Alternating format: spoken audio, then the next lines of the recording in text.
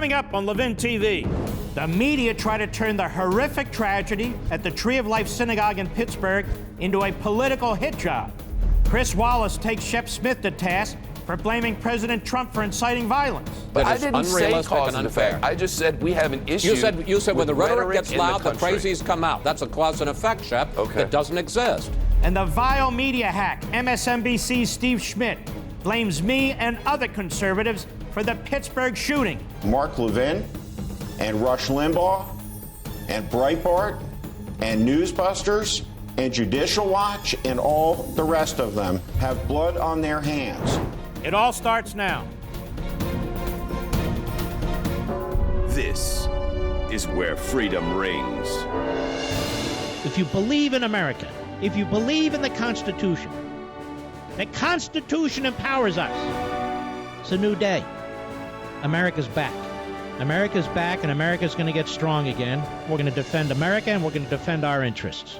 Liberty's voice, LevinTV. Hello, America. I'm Mark Levin. This is LevinTV on CRTV.com. These are very bleak times in this country, not because of the American people, but because of a media in this country that seeks desperately to divide us, to turn us against each other, and quite frankly, in many ways, it tolerates violence, if not promotes it. It sat on its mouths during the Antifa riots from time to time as Antifa would unload on individuals and beat them. It's basically the Marxist militia. It sat on their mouths. Actually, it didn't. It was yakking on and on when Black Lives Matter was doing what it was doing. And I remember there were 5 police officers in Dallas shot at a Black Lives Matter event. You remember that? They certainly didn't blame Bernie Sanders when the nut job shot up the baseball field, including Steve Scalise, almost killing him a couple of summers ago, or the ricin that was sent to Susan Collins, sent to the Trump family, sent to the president, sent to General Mattis, sent to Marco Rubio, sent to the head of the Navy, and on and on and on. But now we have this horrific slaughter from this Jew hater, this subhuman cockroach who walks into a synagogue and murders people, including a 97-year-old woman. You have the head of public safety in Pittsburgh, who's been around many decades, saying it's the most horrific thing he's ever seen. You have the special agent in charge from the FBI for that region saying it's the most horrible thing he's seen in 22 years, so it must have been just unbelievable. And right away, and you know what happened? The attacks on Trump. I have to say, it's not even the Democrats, although they're out there. The media, it's just one after another after another. First, they were slow walking, and then they just sprinted to it. It's the president's tone, you see. There were 14 mass murders while Barack Obama was president of the United States. He was a very divisive president. I think he, in many ways, disunited the country. He had a lot of things to say about America and race and wealth and so forth. And nobody ever blamed him for any mass murder or for changing the tone. And we could spend hours here going through Democrat audio of the things they've said, not only about this president, but about this country. The things they said when Barack Obama was president. Excuse me. Maxine Waters has said horrific things, among others. But the media here, as I said the other day, it's not that the Democrat Party is leading the media. The media are leading the Democrat Party. And there have been studies in the past that demonstrate that the vast majority of so-called reporters are Democrats. The vast majority of so-called reporters are liberals, and they just are. And there was another report out not long ago that over 90% of the news regarding Trump in the first 100 days of his administration was negative. So this is what Trump means by fake news. It also is what he means by fake news being the enemy of the media. Even that they won't report accurately. He didn't say all the media are the enemy of the people. He said the fake news is the enemy of the people. Jim Acosta wants to know if we're talking about him or the president is in CNN. And the president's press secretary, Sarah Sanders, wouldn't answer. I'll answer, yes, we're talking about you, among others. You're a joke. You go into those presidential news conferences, it's all about you, it's all about CNN, it's all about the media. The purpose of a presidential news conference or a press secretary holding a news conference at the White House is to inform the American people about events that are taking place, about decisions of the administration, about, for instance, China effectively declaring war on us 48 hours ago. You may not be aware of that, and so forth. That's the purpose of a press conference, not these gaggles and groupthink types that go on defending themselves. And they're not defending free press. They're not defending free speech. They're defending their own irresponsible actions. 11 human beings are slaughtered as they're praying at a temple, and they want to talk about Trump. It is appalling to any objective thinking, serious person. Now, there's a rabbi for this synagogue, and imagine being the rabbi at this synagogue when 11 of your parishioners have now been murdered. All of them were 54 years of age or older, so he knew them all. He knew them all intimately. He knows their families. These are his parishioners. It's his synagogue. He's in charge of that synagogue. He's the faith leader of that synagogue. He's there 24/7, every single day of the week. CNN, Allison Camerata, actually speaking to the rabbi. Let's check it out. Go. Joining us now is the rabbi of the Tree of Life Synagogue in Pittsburgh, Rabbi Jeffrey Myers. Rabbi Meyer, we're so sorry for your community's loss. Thank you, Allison. What are you telling your congregation today about what happened this weekend? I don't have a specific congregation message. I'm regrettably active, engaged with all of these families because I have 7 congregants I have to bury. Yeah. Do you blame... Now, what he means by 7 is, apparently this is a joint synagogue. 3 synagogues have joined together. And out of the 11, apparently 7 were his specific congregants. But they're all his congregants, but those 7 are the people that this rabbi in particular is not only responsible for, but they're his congregants. Go ahead. Anyone for what happened there at the Tree of Life beyond the gunman? Now stop. Do you blame anyone for what happened there at the Tree of Life beyond the gunman? What kind of question is that? What kind of outrageous, pathetic question is that? What did the rabbis say? Go ahead. I don't really foist blame upon any person. Hate does not know religion, race, creed, political party. It's not a political issue in any way, shape, or form. Hate does not know any of those things. It exists in all people. But can hate be cultivated? What we're struggling with today is maybe hate's in all people, maybe it's dormant. What lights the match of hate? What lights the match of hate? She wants him to say Trump. That's the second run at this. Anything beyond the killer? What lights the match of hate, this dormant hate? Please say Trump. But he won't. Go ahead. I think you're raising one of those great questions that people far smarter than I can answer. But I do recall this. If we look in the Bible after the story of the flood and Noah, God regretfully says to Noah, I have learned that man from his youth is prone to evil, which is, you would think, a horrific thing for God to tell us. The message I get from that is, yes, there is the possibility of hate in all people, but there's also the possibility of good. And good will always win out over hate if we let it in each of us. And I have seen so much good these past 2 days, the emails, the texts. When I went home last night, I think I finally cleared out from my phone all my emails. I woke up this morning, I had 399 emails. These are strangers, people I've never met from around the world. Jew, Christian, Muslim, Sikh, every religion, people just pouring out their hearts and giving support. And it shows me good will always win out over evil. That's a wonderful rabbi. They're rabbis and then they're rabbis, right? They're preachers and then they're preachers. There's priests and then they're priests. Some of them are highly politicized and partisan. This is truly a man who follows the word of God. And look at the circumstances under which he is speaking. And she, Camerata Etzina, was prodding him to politicize the message, prodding him to dump on the president. That's what they wanted. That's what she wanted. That's obviously what our editors and the management at CNN and Jeff Zucker wanted. And the rabbi wouldn't do it. He's a special man, that rabbi, considering what's taking place. Now, as for Andrea Mitchell and MSNBC, I want you to remember, MSNBC is an appendage of NBC, which is owned, I believe, by Comcast. And the absolute irresponsible nature of these people is just incredible to me. Here she is. This is a synagogue member. This is a congregant who they found, and she wanted to politicize it as well. Watch this. Go.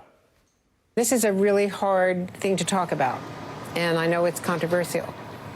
But it's not just our political leaders, because we see thousands of people at rallies, starting in 2016 and straight through to this weekend, who are cheering hateful speech. Who are we as Americans? Well, it's a good point, but on the other hand, I really can't think of anything less helpful than to be politicizing this. Now stop. This is a responsible man. She just made an outrageous statement about Trump and his supporters. And this guy, this Lou Weiss, he's a congregant of this synagogue, and no doubt he knew at least one or several of the congregants were slaughtered in cold blood. And just like the rabbi, he's having nothing to do with this. Nothing to do with this. Go ahead. It's someone cheering Louis Farrakhan, as Linda Sarsour did at the Women's March. Now listen to what he's saying. He said, you're cheering Louis Farrakhan. Andrea Mitchell has treated Louis Farrakhan with kid gloves in the past. But they're never going to do a story on Louis Farrakhan. But listen to how wise this man is. Go ahead. On the left or someone on the right cheering Donald Trump. I think we need to step back from that and stop trying to politicize every aspect of this. I mean, this man hated Jews. He actually hated Trump, as it happens. Right. And, I mean, Jews stand for certain values, and concern for the downtrodden is one of them. And, you know, in a certain sense, he knew where he was going, and he violated the most sanctified space that there is. I mean, where Jews go to connect with their God and to pray. And the concept of trying to blame this party or that party or this statement or that statement, I just think it's a dead end. Some people are trying to, discourage Donald Trump from coming to Pittsburgh. He should come. We want to talk to people. We want people to see what's here. We want people to experience Pittsburgh. I mean, ideas don't scare us. And, to point this way, this finger or that finger, whether we're deplorables or whether it's, enemies of the people and the press, it's just not helpful. And it should be toned down, both among people and, frankly, among the press as well. She didn't expect that. And you know what? That man speaks for tens of millions of us. That's what the media will never understand. That man speaks for tens of millions of us. That rabbi speaks for tens of millions of us, people of faith, of all faiths. They're Muslim Americans from the Pittsburgh community.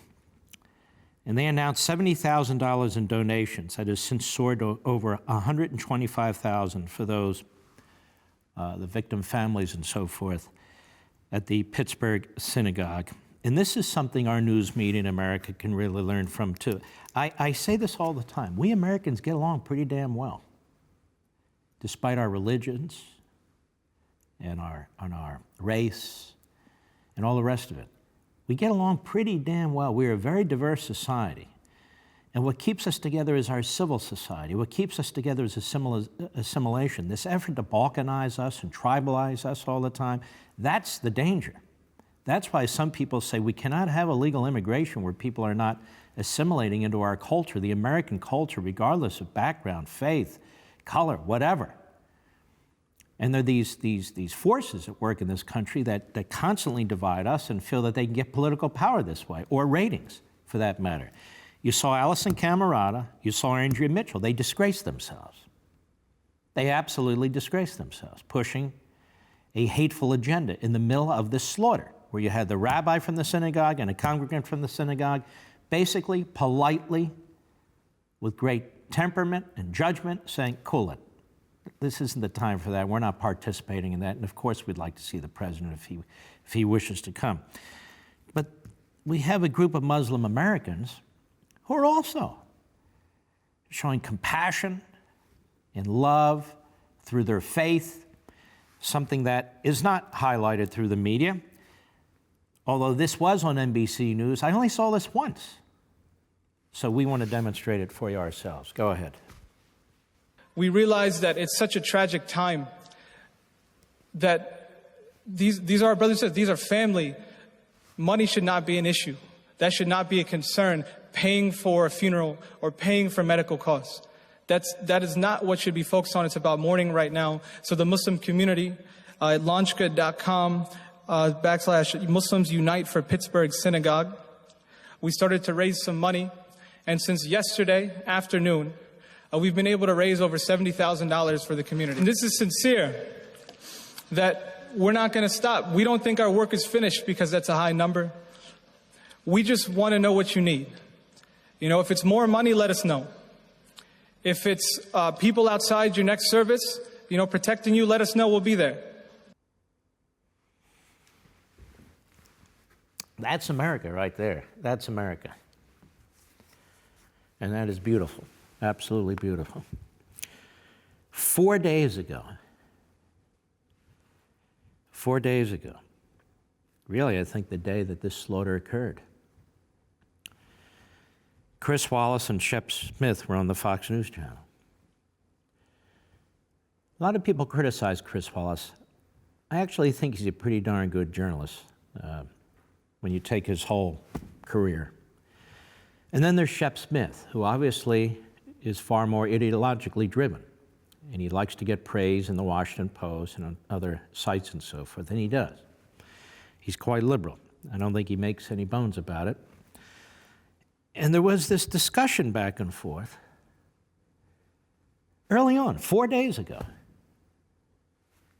The smoke hadn't even cleared from the pistols and the rifle that the mass murderer had used against these 11 Jews. And this is what took place. Go. A Bernie Sanders supporter shot up the congressman at the baseball practice. Is Bernie Sanders responsible for that? No one said he was question. responsible. I'm just saying the rhetorical discourse in this country has devolved over time, and the president says we need to unify. Well, some of that begins with the rhetoric, does it not? Well, it would certainly be good, but I think it's separate and apart from the actions of this guy. This is a twisted person. There are 300 million Americans, and they may be part of the fierce political debate in the country, but they don't put explosive devices and... right, but when you have this... Obviously, I drew two issues together. There are just so many of them. And they're talking about the van and the planning of the pipe bombs. Go ahead. Rhetoric, the one you worry about. But when you talk like this, the concern is that one crazy one might then get empowered. We don't know what happened in this case. But overall, Chris... Well, we do know what happened. We don't know if he goes, oh, President Trump hates him, so I'm going to go target him. We don't know any of that kind of stuff. But what difference does it make, Shep? Well, the fact is, no, it's a twisted individual, and to hold President Trump responsible... I didn't hold him responsible. Chris, come on. Now, stop. He sure as hell did hold him responsible. What did he say? He did hold him responsible. It is outrageous what Shep Smith did. And it is kudos to Chris Wallace for calling him on it. Go ahead. It's the clear implication no, of what you're saying. I did is not. Now, let's be fair, Chris. I agree, Shep, let's be fair. The rhetoric from the podium, the CNN sucks chants, the locker up chants, all the rest, it doesn't bring unity. I agree it doesn't bring unity, but it also doesn't bring explosive... Well, I know what you're fighting about. You're making an outrageous allegation against the President of the United States. You are not presenting yourself as a journalist, even though you are camouflaging yourself as one, and Chris Wallace is calling you out. That's what's happening. Go ahead.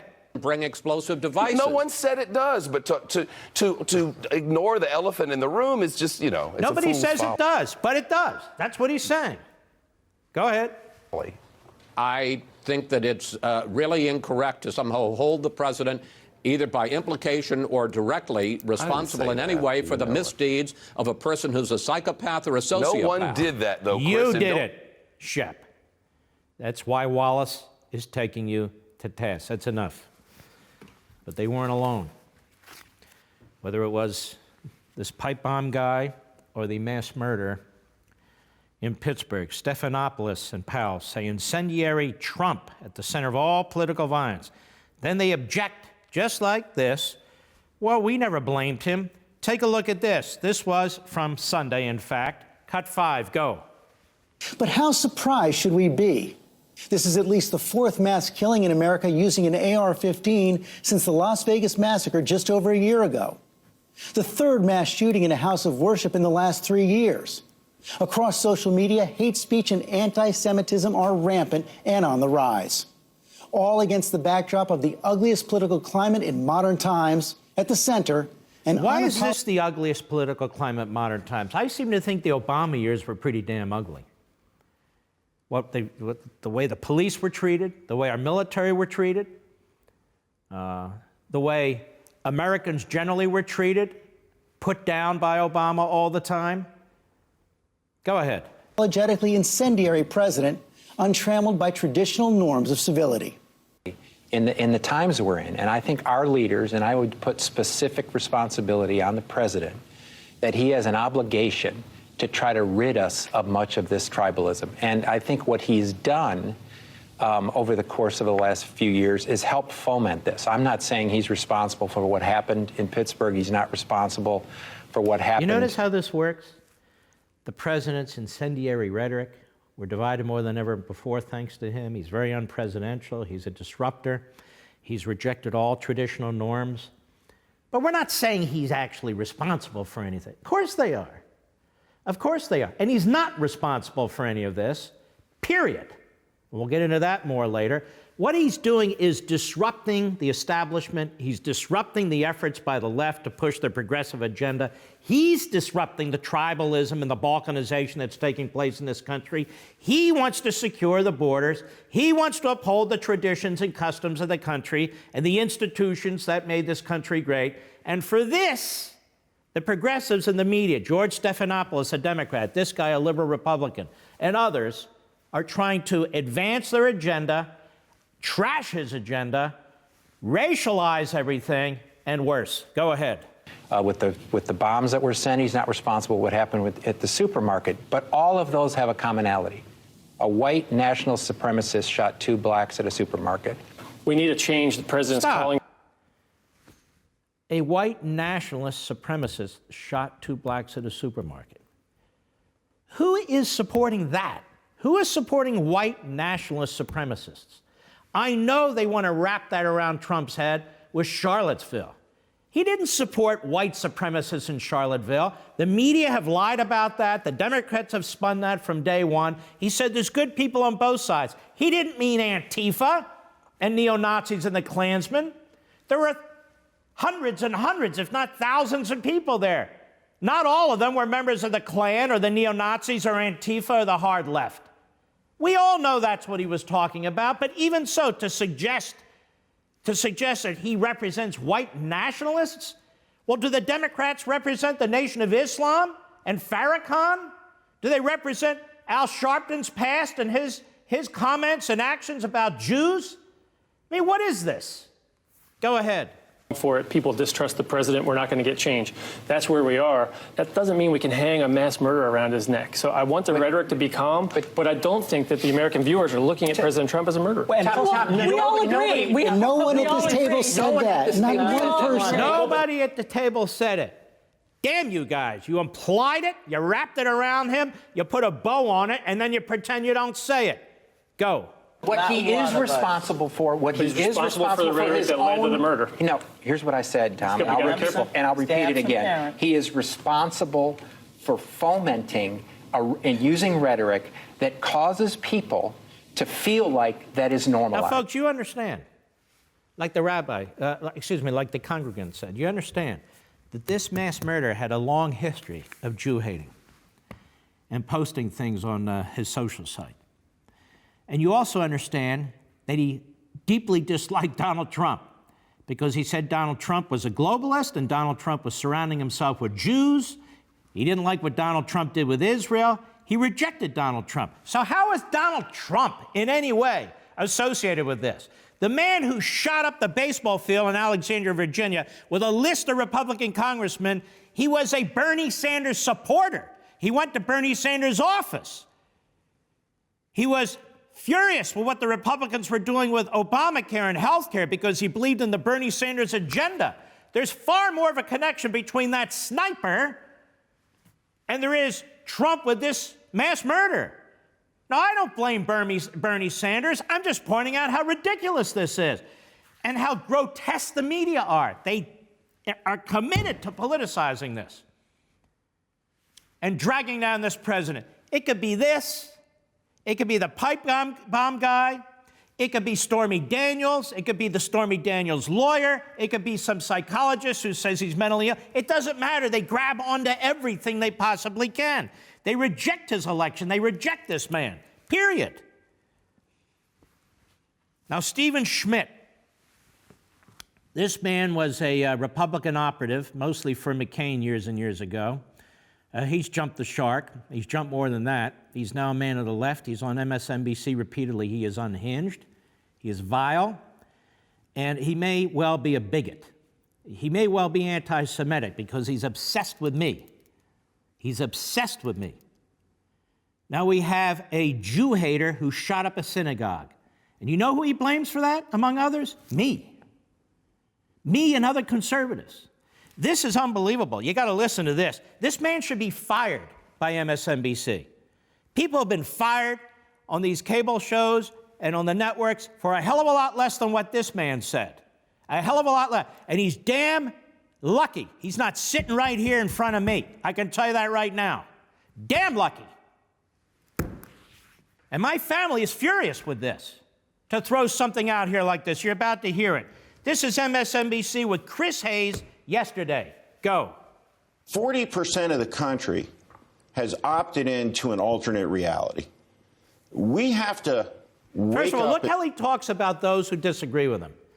You're nuts, is what he's saying. You have an alternate reality. So you're living in an unreality. So you're mentally ill, according to this fool. And notice how they have former Republican strategist. This guy resigned from the Republican Party. He's a never-Trumper. That's what they should say. And then Trump's America. How irresponsible. This is media. Go ahead. In this country and understand the danger that this presents to all of us. We can't put our heads in the sand. Kellyanne Conway despicably today goes on national television and she said, well, this shooter's motives were because there's an anti-religious sentiment. No, ma'am. The propaganda industry that she commands with the vile president that she serves, abetted by Mark Levin and Rush Limbaugh and Breitbart and let's just stop there. I haven't talked to Kellyanne Conway. I don't know how long. I think I bumped into her at CPAC once. It's not like but that's irrelevant. So I, in part, am responsible for what this guy did. Let me tell you what this jackass doesn't know. There used to be a website of neo-Nazi and Klansmen, and one of the people who contributed to it was that nut who went into that black church several years ago, remember, in South Carolina, and sat there with a pistol and murdered those congregants. They were sitting right in front of him. They brought them into his church. They wanted them to be part of the spiritual community, and he murders them. That guy contributed to this website. I forget the name of the website. Storm something or other. That website repeatedly had me on that website with a Star of David or with horns on and a tail about Levin the you-know-what and Levin the you-know-what going on and on and on. These neo-Nazis and Klansmen, they threaten me. They threaten me. They threaten my family. Stormfront, that's the name of it. And for this POS to go on here, who's never spoken to me in my life, who knows nothing about me, to go on there to attach me and some other wonderful people and sites to what took place in Pittsburgh, because he is a barking dog for this network. They know exactly what he's going to do. It's a disgrace, and he should be fired. His ass should be fired. Go ahead. Busters and Judicial Watch and all the rest of them have blood on their hands. I have blood on my hands, and they have blood on their hands, and this anchor sits there because he likes what he's saying. This network allows this to take place. I have blood on my hands because Jews, I'm a Jew, Jews were slaughtered at a synagogue in Pittsburgh. I despise these people. And they sit there and lecture you and me about unity and toning it down. It's appalling. Go. Incitements that they have made that have triggered and radicalized these crazy people. It is deliberate in intent. He scapegoats minority population. Shut the hell up. He is absolutely loathsome. A loathsome person. Absolutely loathsome. And the idea that MSNBC has him, the same MSNBC that tolerates Joy Reid with her homophobic tweets and her other tweets, which are bigoted and hateful, and she remains. She's questioning me too. The same damn network that puts Al Sharpton on there, a real hater. Al Sharpton, Joy Reid, Steve Schmidt. Is this a joke? And then CNN. See, Trump doesn't need to tell tens of millions of people to despise these networks. We despise them because of them. We hear them. We watch them. We don't snap to the president's fingers and so forth. We don't react to his snapping of fingers and jump up and down. No, we see this ourselves. We hear this ourselves.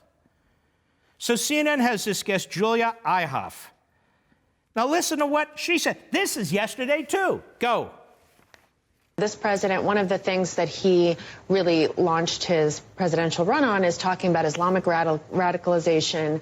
And this president has radicalized so many more people than ISIS ever did. I mean, the way he talks, the way he it's the way he talks, the way that he allows these people, the way he winks and nods. ISIS. The president radicalizes people more than ISIS. And Jake Tapper sits there with that stupid look on his face over at CNN. He is thrilled she had to say that. And later he says, I didn't interrupt because I knew the other guests would jump in. You're the host. You're the anchor. Somebody makes a statement like that. So I have blood on my hands. Other conservatives have blood on their hands. President's compared to ISIS. Well, at least it's not last week where he was compared to Hitler. And then the same media says we need to tone it down. You bring somebody on like this, I guarantee you she won't be banned from CNN, but she wasn't done. Go. You can't overestimate the power of the bully pulpit of a president. You know, the things he says and the things he doesn't say and the ways in which he says them, the ways in which he condemns racists, where you can see it's so half-hearted. It's like a kid being forced to do something by his parents, and then 5 minutes later he's joking to his friends or, you know, his two bobbleheads next to her. Right. That's her idea of diversity on CNN. So the president, you see, is a racist, a white supremacist, a white nationalist, because he half-heartedly condemns white nationalism. How many more times does he have to do it? He's done it 12, 24 times. How many more times does he have to do it? How many times will the Democrats be asked to denounce Farrakhan? Never. Go ahead. Of millions on followers on Twitter that actually he doesn't care all that much. That sets a tone. And, you know, I have to say it's not just, you know, the freaks that Steve mentioned that hear this, pick up an AR-15 that they can buy as easily as they can buy a pack of cigarettes. You mean Rick, sorry, Rick. Yeah. That it's also the kind of silent majority of Trump supporters that think this is okay, that continue to support this president. That's enough. So you see all you people out there, which is like 90% of the Republicans who support this president right now, you got a problem, you see. There's something wrong with you. You're unhinged. They pick up a few of these Republican activists who turned on Trump or have a personal issue with Trump, like this guy that was sitting on our screen on the left, on her right, the bobblehead. It's absolutely appalling. So ISIS, last week, the Nazis and Hitler, he's a racist. He had nothing to do with this. The killer didn't like Trump.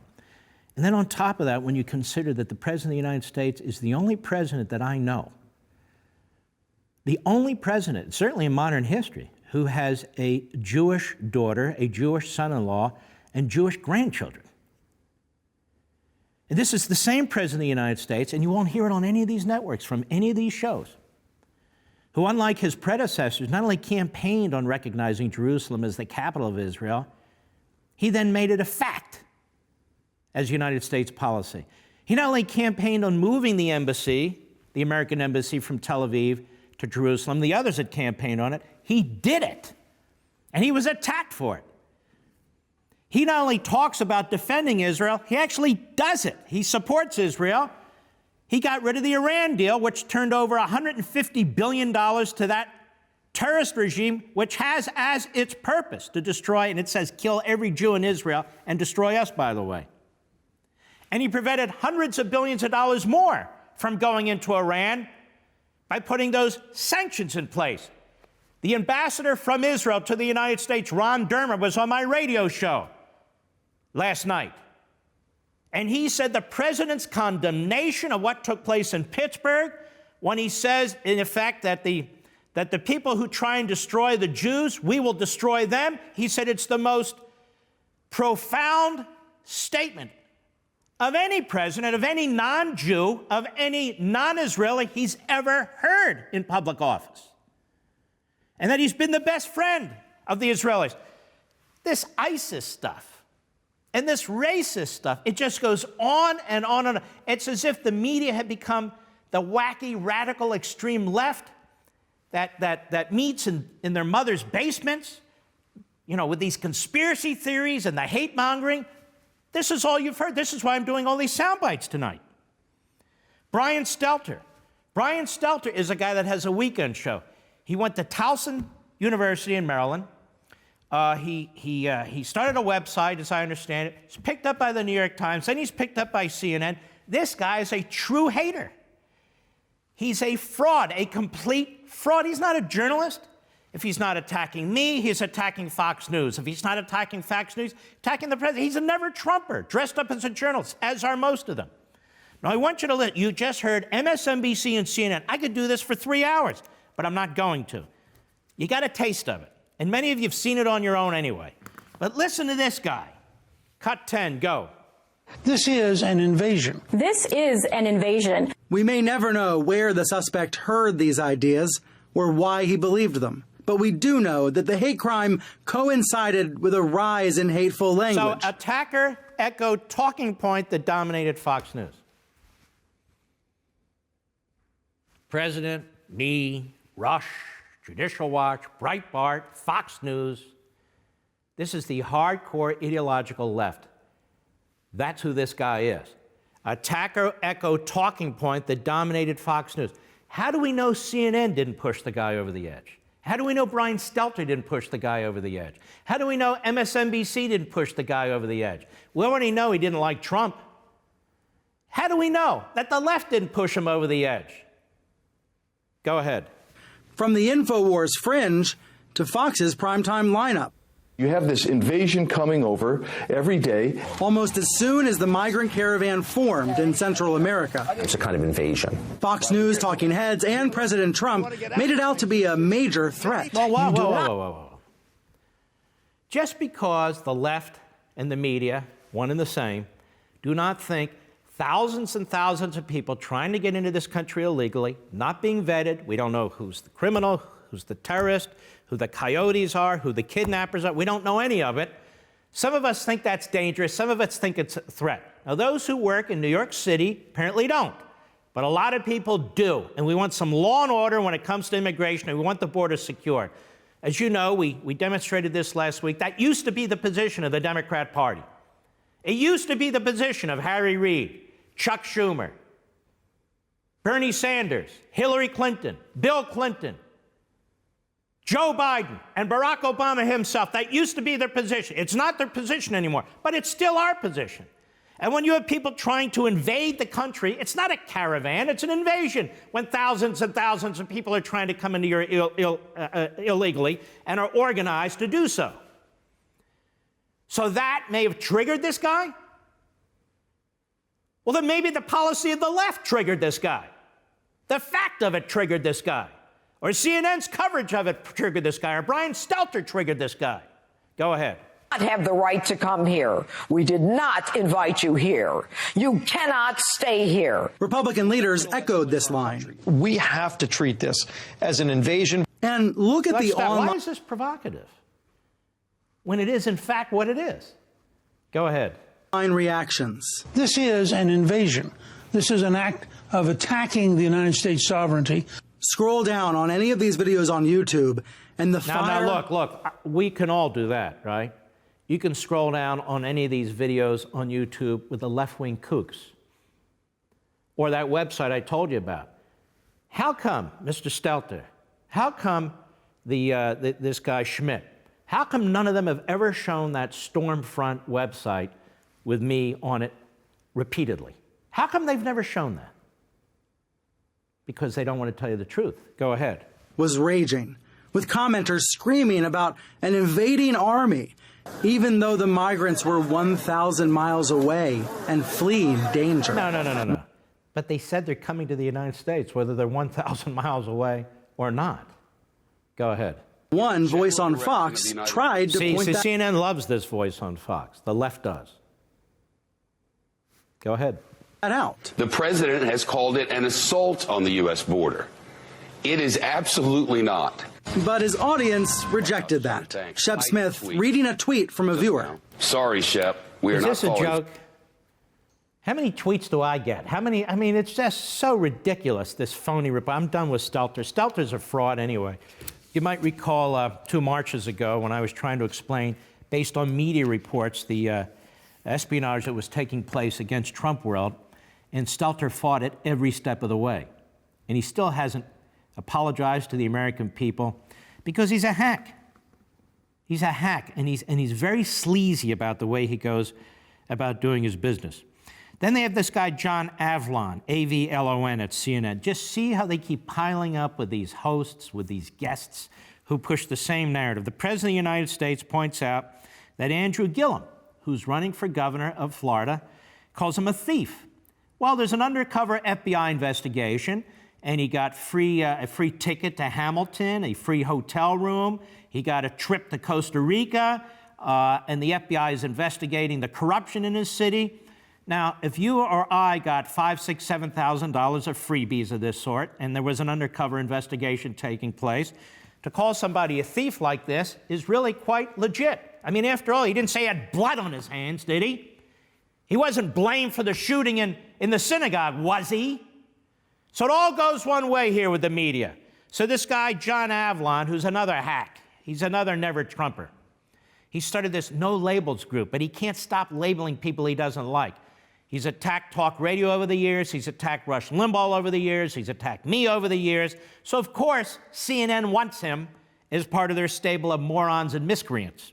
Well, let's hear what he has to say about this, the fact that the president dared to criticize the Democrat nominee, who is, in fact, part of an investigation, who's running for governor of Florida. Go. He rails against false information and the enemy of the people. Look, this is stone-cold racism. All right, so here's your senior political analyst. This is stone-cold racism? What is stone-cold racism? This is, I'm just telling you, folks, it doesn't get any lower. Go ahead. Not subtle, as John Berman pointed out. There's the absurdity of the Harvard, Yale, Ivy League educated populist Trumper, and then just a flat-out libel of the Democratic candidate. There is an FBI investigation regarding Tallahassee and the mayor's office. It has nothing to do with allegations of stealing money. This is a racial... Whoa. Has allegations of taking free gifts. That's a thief. He trips over his own propaganda. And these two phony hosts, again, Camarada and this guy, Bremer, they're sitting there like this is legitimate. He's a political analyst on CNN. Is CNN at war with America? Is MSNBC at war with America? I don't mean a physical, violent war. I mean a propaganda war with America. Do these people look at themselves in the mirror? Are they ever circumspect about what they're doing? It appears not. they get more and more unhinged and more outrageous with their language. It's really quite remarkable. So I decided to end the program with an excellent compilation that was done because it shows you really the intent of the media. The intent of the media, their intent is to destroy this president. That has been their intent from day one. The Russia phony conspiracy, Stormy Daniels, the Stormy Daniels lawyer, by the way, used to be on CNN every other minute. He's not on CNN right now because he's in trouble, so CNN's not going to put him out there. Michael Wolff, the author, they used him. The professor from Yale that said he's unhinged, mentally ill, and they need to use the 25th Amendment.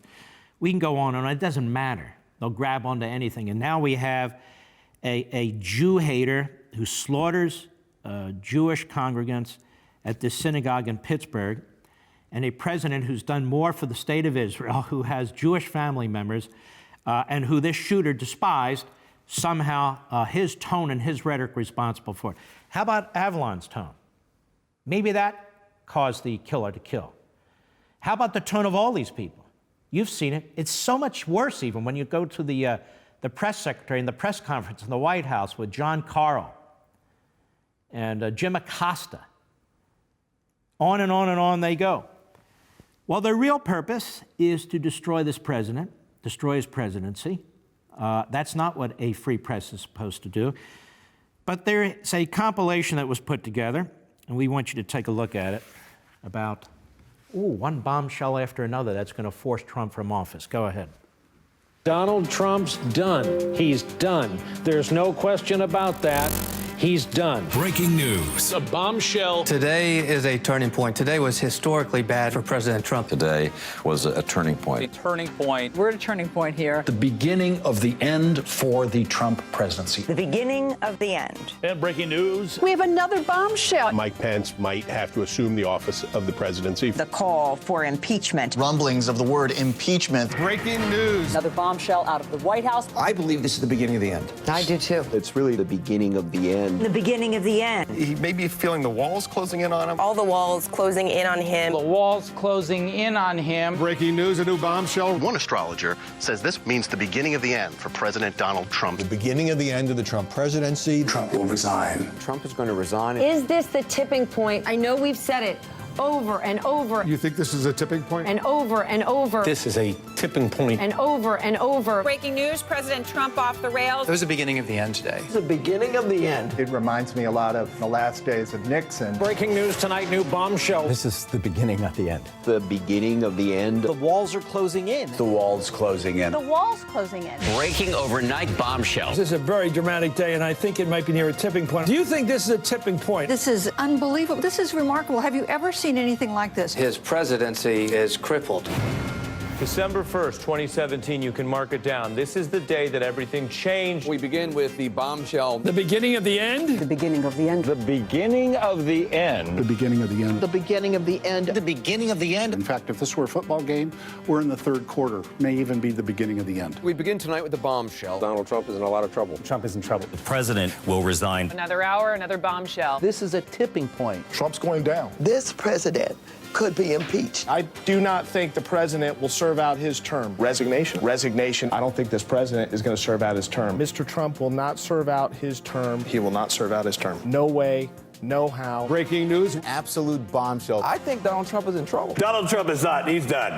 And it's over. It's over. The walls closing in. The walls closing in. This is going to be the Achilles heel. Breaking news tonight. I expect Trump to depart. This week will be the watershed week. Trump is in big trouble. Trump's in a lot of trouble. It's a sign of a terrified old man who feels the walls closing in. The walls are increasingly closing in on him. Tonight, the walls are closing in. Today changed everything. This is the beginning of the end. Today, the biggest tipping point for the Trump administration. What a historic day. The bombshells, they fell. It's entropy and it's crumbling internally. He's underwater. He feels the walls closing in. Could his testimony be a turning point? We may be at a tipping point. It's the beginning of The end. The beginning of the end. Another bombshell. Bombshell. Bombshell. Bombshell. bombshell. Bombshell. Bombshell. Bombshell. This is a bombshell. It is a bombshell. I am beginning to resent the word bombshell. Well, there he stands. They want him out. The vast majority of them want him out, by hook or by crook. I want you to think about how cold-blooded these media types are in the face of this horrific tragedy. They want to know, did the president say enough? Did he say too much? Did he blame the parishioners? Is it his tone? Is it his tone at these rallies? And of course, it's all timed 1 week or so before the midterm elections, 1 week from today, which are crucially important. Early voting going on in many, many states right now. And they want you to have an extraordinarily negative view of this president and his administration. They want you to think the country's in chaos. They want you to pull the lever for anybody but a Republican in the House and in the Senate. And they do not want to be disappointed again like they were in 2016. So let me say this to you. Disappoint them. If you're fed up with this, and I'm fed up with it, you make sure you vote. Make sure you vote, and even that's not enough. Make sure your family members vote, your friends, your neighbors, and your colleagues. I've talked about this before here and on radio. You're the precinct captain in your home and on your street, and in the office or on the assembly line or in the truck that you drive. You're the precinct captain. It's crucially important that you bring 5 to 10 people with you to the polls, or you make sure they vote, or vote early, if it's allowed in your state.